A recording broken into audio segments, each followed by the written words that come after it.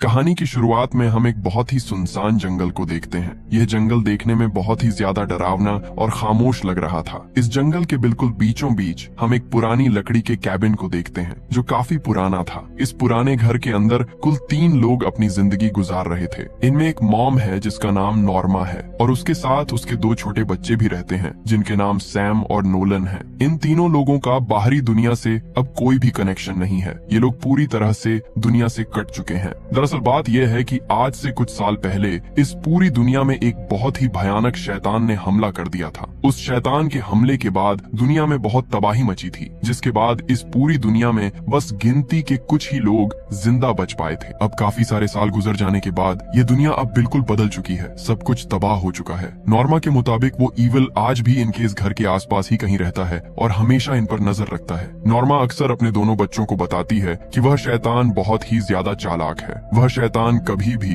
किसी भी वक्त और किसी भी तरह का रूप बना सकता है और अगर वह शैतान गलती से भी किसी इंसान को छू ले तो वह इंसान भी पूरी तरह से ईविल बन जाता है। लेकिन एक बहुत ही अच्छी बात यह थी कि वो शैतान इनके इस घर को कभी भी कोई नुकसान नहीं पहुंचा सकता है और न ही वह उन लोगों को कोई नुकसान पहुंचा सकता है जो लोग इस घर के साथ जुड़े हुए हैं। घर के अंदर ये लोग पूरी तरह से सेफ थे, इसीलिए जब भी यह लोग किसी काम से अपने घर से बाहर जाते हैं तो इनकी बॉडी के साथ एक बहुत ही मजबूत रस्सी बंधी होती है। वह सीधा इनके घर के साथ बहुत ही मजबूती से जुड़ी रहती है। वह शैतान ना तो इस रोप को कभी काट सकता है और ना ही उसको कोई भी नुकसान पहुंचा सकता है जो इंसान उस रोप के साथ बंधा हुआ होता है। अब बिल्कुल ऐसे ही अपनी जान बचाते हुए पिछले कई सालों से यह लोग हर रोज रस्सी बांधकर जंगल में जाते हैं और वहाँ से जो कुछ भी मिल जाए उसका शिकार करके अपना गुजारा करते आ रहे थे। नॉर्मा के मुताबिक वह ईविल हमेशा उनका पीछा करता रहता है और छुपकर बस इसी मौके की तलाश में होता है कि कब इनमें से कोई एक गलती करे और वह उसका शिकार कर ले। लेकिन यहाँ पर हैरानी की बात यह थी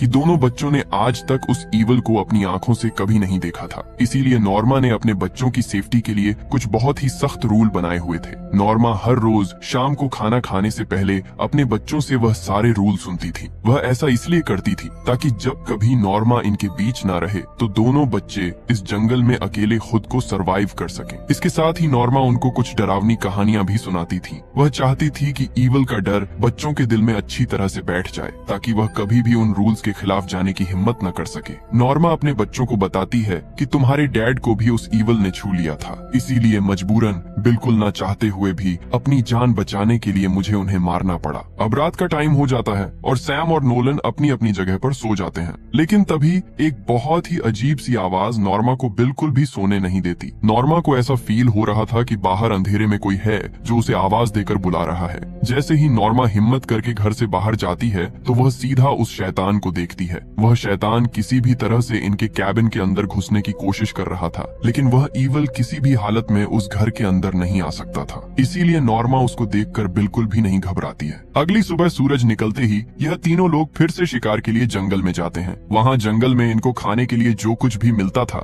ये लोग मजबूरी में उसका शिकार कर लेते थे। भूख मिटाने के लिए चाहे वह छोटे छोटे कीड़े मकोड़े हों, सांप हों या फिर मेंढक ही क्यों न हों, ये उन्हें खा लेते थे। यहाँ कहानी में हमें एक बात पता चलती है कि दोनों बच्चे अपनी मॉम से बेहद ज्यादा प्यार करते हैं, लेकिन सैम हमेशा अपनी मॉम की हर एक बात मानता है। उसे अपनी मॉम पर पूरा भरोसा था कि वह जो कुछ भी बोल रही है वह सब एकदम सच है। लेकिन दूसरी तरफ नोलन की सोच थोड़ी अलग थी। नोलन को लगता है कि ईविल नाम की कोई चीज इस दुनिया में है ही नहीं। इसीलिए नोलन कभी कभी अपनी जरूरत पड़ने पर उन सख्त रूल्स को तोड़ भी दिया करता था। नोलन ने आज तक किसी भी ईविल को नहीं देखा था, इसीलिए वह अंदर ही अंदर यह देखना चाहता है कि आखिर वह ईविल हकीकत में दिखता कैसा है। नोलन अक्सर अपनी मॉम से बाहरी दुनिया के बारे में पूछता रहता है। वह कहता है कि मॉम, मुझे लगता है कि आप जिस चीज से इतना डरती हैं वो सिर्फ आपका एक वहम है। हो सकता है कि बाहर की दुनिया में सब कुछ एकदम नॉर्मल हो चुका हो। हमें वहाँ बाहर जाकर कम से कम एक बार जरूर देखना चाहिए। लेकिन नॉर्मा तुरंत नोलन से कहती है कि यह सब कुछ उस ईविल का ही काम है। वही शैतान तुम्हारे माइंड में ऐसे गलत ख्याल डालता है ताकि तुम मुझ पर शक करो। ईविल बस यही चाहता है कि हम में से कोई बिना रोप रोप के घर से बाहर जाए और वह तुरंत उसका शिकार कर सके।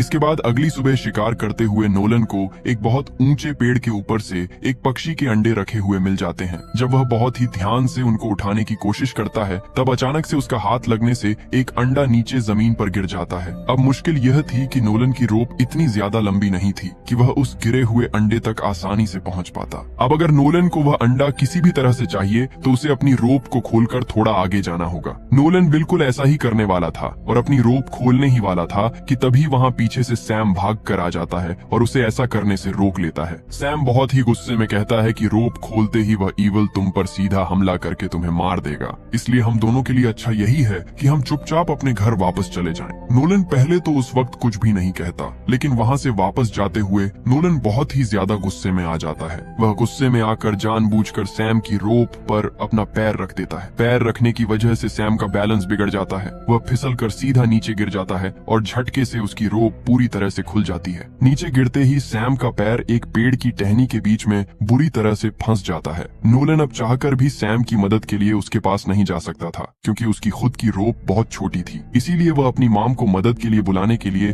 जोर जोर से सीटी बजाने लगता है। नॉर्मा उस सीटी की तेज आवाज सुनते ही बहुत बुरी तरह से घबरा जाती है। वह पागलों की तरह भागती हुई अपने बच्चों की तरफ जंगल में जाने लगती है। लेकिन मुसीबत यह थी कि नॉर्मा की रोप भी उस जगह तक नहीं पहुंच पा रही थी जहां सैम फंसा हुआ था। नॉर्मा अब अपने बच्चों की जान बचाने के लिए बहुत ही जल्दी से अपनी रोप खोल देती है। वह नीचे जाकर दोनों बच्चों को सुरक्षित बचाकर ऊपर ले आती है। तभी अचानक से हम उस ईवल को देखते हैं जो एक बहुत ही डरावनी ओल्ड लेडी का रूप लेकर इनके बिल्कुल पास आ जाता है। लेकिन एक बहुत ही अच्छी बात यह थी कि नॉर्मा ने उस लेडी के उनके पास आने से पहले ही बहुत फुर्ती दिखाते हुए अपने साथ साथ अपने दोनों बच्चों को भी उस सुरक्षित रोप से वापस बांध लिया था। वह ईवल सिर्फ नॉर्मा को ही नजर आ रहा था, लेकिन बच्चे उसको बिल्कुल भी नहीं देख पा रहे थे। जैसे तैसे यह तीनों लोग अपनी जान बचाकर वहाँ से भागते हैं और वापस अपने कैबिन में आ जाते हैं। नॉर्मा को सैम और नोलन की इस भारी गलती पर बहुत ही ज्यादा गुस्सा आया हुआ था, इसीलिए वह उन दोनों भाइयों पर बहुत ही बुरी तरह से चिल्लाती है और उन्हें डांटती है। नॉर्मा ने अपने घर के निचले हिस्से में एक बहुत ही छोटा सा और अंधेरा बेसमेंट बनाया हुआ था। इस बेसमेंट में वह अक्सर अपने बच्चों को सजा के तौर पर बंद किया करती थी। वह ऐसा इसलिए करती थी ताकि बच्चों को उस अंधेरे में डर लगे। वह चाहती थी कि बच्चे उस ईवल के लिए अपना डर हमेशा अपने दिल में जिंदा रखें और भविष्य में वह उससे अपनी हिफाजत कर सकें। अब उस जंगल में अपनी रोप खुलने के बाद भी सैम को कुछ भी नहीं हुआ था, इसीलिए नोलन का यह यकीन और भी ज्यादा पक्का हो जाता है कि बाहर कोई भी शैतान नहीं है। फिर एक दिन नोलन चुपचाप सैम से पूछता है कि जब उस दिन जंगल में तुम्हारी रोप पूरी तरह से खुली थी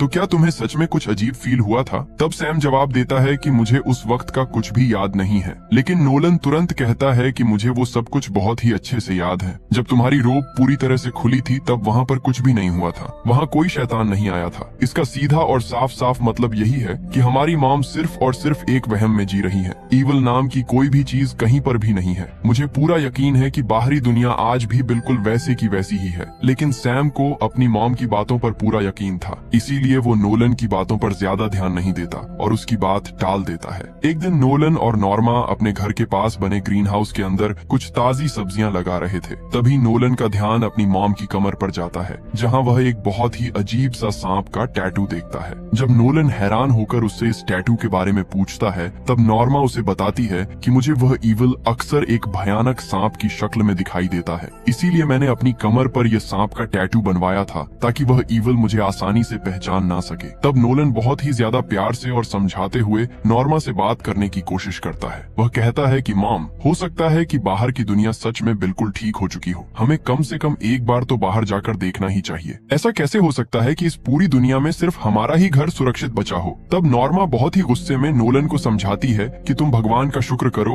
कि हमारा यह घर पूरी तरह से सेफ है, नहीं तो अब तक तो हम में से कोई भी इस दुनिया में जिंदा न होता। अब ऐसे ही देखते काफी सारे महीने और गुजर जाते हैं। नोलन को अपनी मॉम की बातों पर अभी भी बिल्कुल यकीन नहीं होता। अब तक तो वह पक्का यकीन कर चुका था कि उनकी मॉम उनसे कोई बहुत बड़ा झूठ बोल रही है और अब धीरे धीरे हालात खराब होने लगे थे, क्योंकि इनके पास खाने पीने का सामान भी बहुत कम हो रहा था। भूख इतनी ज्यादा थी कि इसीलिए यह लोग अब सिर्फ पेड़ों के सूखे पत्ते और घास फूस खाकर ही अपना गुजारा करते हैं। एक रात नोलन बहुत ही जिद करके सैम को फोर्स करता है कि हमें किसी भी हालत में यहाँ से बाहर निकलना ही होगा। मुझे पूरा यकीन है कि बाहर हमारे लिए कोई भी खतरा नहीं है, लेकिन सैम कहता है कि हम अपनी मॉम को इस तरह से अकेला छोड़कर कहीं नहीं जा सकते। तब नोलन उसे समझाते हुए कहता है कि अगर हम ऐसे ही यहाँ रहे तो हम सब बहुत ही जल्द भूख से मर जाएंगे। इससे बेहतर यही है कि हम यहाँ से बाहर निकलें और अपनी मॉम के लिए भी कुछ अच्छा खाने को ला सकें। अब इन दोनों भाइयों की ये सारी बातें नॉर्मा दरवाजे के बाहर खड़ी होकर बहुत ही ध्यान से सुन रही थी।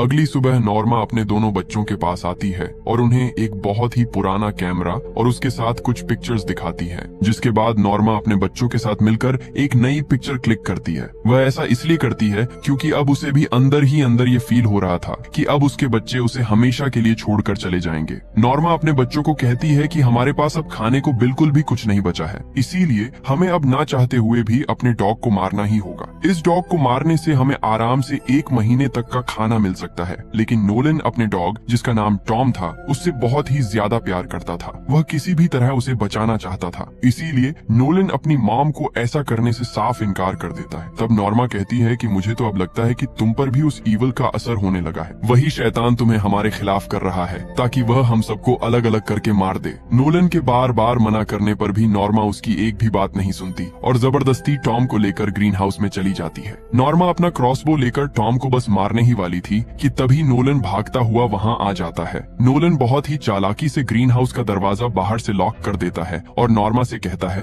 कि मैं आपको ऐसा बिल्कुल भी नहीं करने दूंगा। यहाँ बाहर कोई भी किसी तरह का ईवल नहीं है, आपको मेरी इस बात को मानना ही होगा। तभी नोलन गुस्से में आकर नॉर्मा की उस सुरक्षित रोप को काट देता है। रोप के कटते ही तभी अचानक से वह ईवल नॉर्मा की मॉम का रूप लेकर सीधा उसके सामने आ जाता है। वह ईवल अब धीरे धीरे उसकी तरफ बढ़ रहा था। नॉर्मा किसी भी हालत में उसके हाथों मरकर खुद एक ईवल नहीं बनना चाहती थी, इसीलिए वह बहुत ही ज्यादा घबराकर पीछे से एक शीशा तोड़ती है और उसी शीशे से अपनी खुद की गर्दन काट लेती है, जिससे वही मौके पर ही उसकी दर्दनाक मौत हो जाती है। सैम दूर से ही यह सब देख लेता है कि नोलन ने ही मॉम की रोप काट दी थी, इसीलिए वह भागता हुआ अपनी मॉम की तरफ जाता है। लेकिन तब तक बहुत ज्यादा देर हो चुकी थी। सैम अपनी मॉम को मरा हुआ देखकर अंदर से पूरी तरह टूट जाता है। वह बहुत ही ज्यादा रोता है। अब तक तो नोलन भी यह बात अच्छी तरह से समझ चुका था कि उससे बहुत बड़ी गलती हो चुकी है। सिर्फ उसकी वजह से उसकी मॉम अब इस दुनिया में नहीं रही। नोलन को भी अब यह पक्का यकीन हो चुका था कि वाकई वह ईवल बहुत ज्यादा खतरनाक है।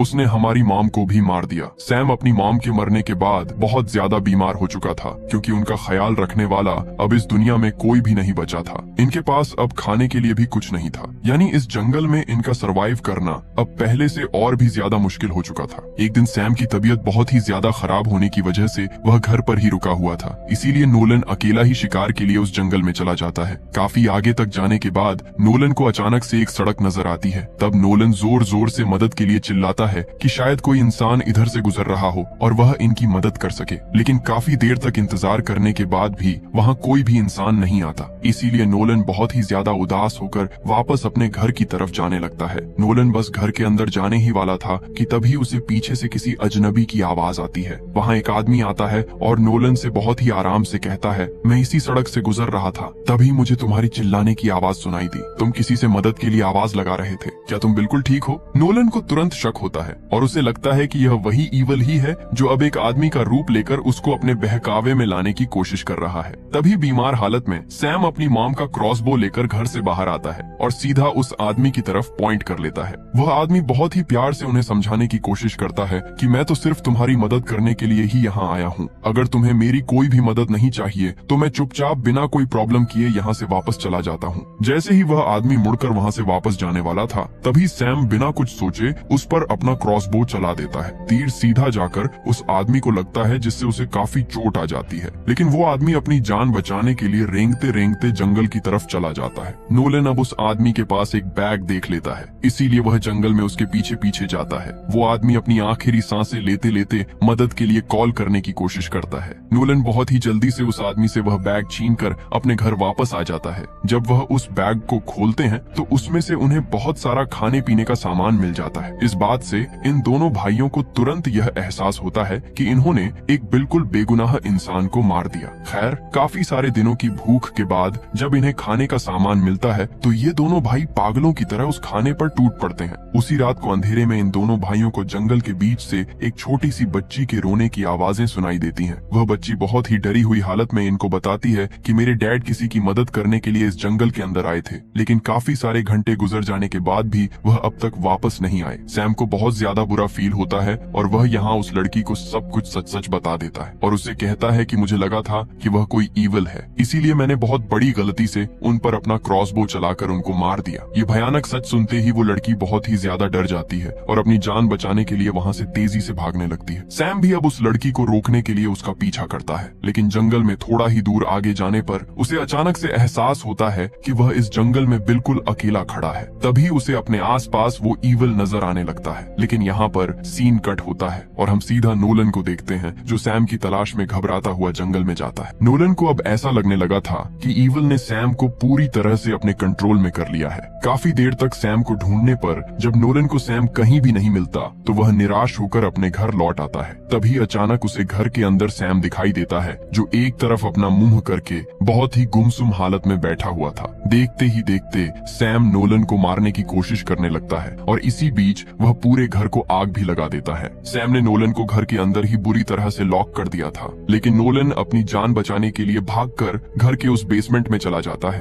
पूरा का पूरा घर आग की भयानक लपटों में आकर जलकर खाक हो जाता है। थोड़ी ही देर में वहाँ पर रेस्क्यू वाले लोग भी पहुँच जाते हैं। बेसमेंट के अंदर छुपने की वजह से नोलन की जान बच जाती है। अब हमें कहानी के अंत में यहाँ पता चलता है कि नोलन जो कुछ भी कह रहा था वह बिल्कुल सच था। दुनिया बिल्कुल वैसे की वैसी ही नॉर्मल थी जैसी वह पहले हुआ करती थी। बाहर कोई तबाही नहीं मची थी, लेकिन उनकी मॉम ने अपनी एक मानसिक बीमारी के चलते उन्हें इतने सालों तक इस जंगल में कैद करके रखा हुआ था। इसके ठीक बाद हम जंगल के अंदर पड़े हुए नॉर्मा के उस पुराने कैमरा को देखते हैं, जहाँ उसमें सैम की एक पिक्चर भी पड़ी हुई थी। उस पिक्चर को जब हम ध्यान से देखते हैं तो उसमें सैम के कंधे पर उस ईविल का हाथ रखा हुआ नजर आता है, जिससे हमें ये सच पता चलता है कि ईविल सच में एग्जिस्ट करता था। लेकिन वह ईविल सिर्फ और सिर्फ उनकी फैमिली के लिए ही था। इसीलिए उनकी मॉम ने उन्हें इतने सालों तक पूरी दुनिया से दूर इस जंगल में छुपा कर रखा हुआ था, ताकि वह ईविल बाहरी दुनिया में जाकर पूरी दुनिया के लोगों को अपना शिकार ना बना सके। क्योंकि अगर वह ईविल इनकी फैमिली के साथ इस जंगल से बाहर चला जाता तो वह औरों को भी नुकसान पहुंचाता, जिससे एक एक करके सारी की सारी दुनिया उस ईविल का शिकार हो जाती। लेकिन अब सैम के साथ साथ वह ईविल भी इस जंगल से बाहर निकल चुका था, तो शायद अब बहुत जल्द पूरी दुनिया उस ईविल का शिकार बनने वाली है। और इसी सस्पेंस के साथ यह मूवी यहीं पर खत्म हो जाती है। दोस्तों, आपको ये कहानी कैसी लगी नीचे कमेंट करके जरूर बताना, और इसी तरह की बेहतरीन कहानियों के लिए हमारे चैनल को सब्सक्राइब जरूर करना।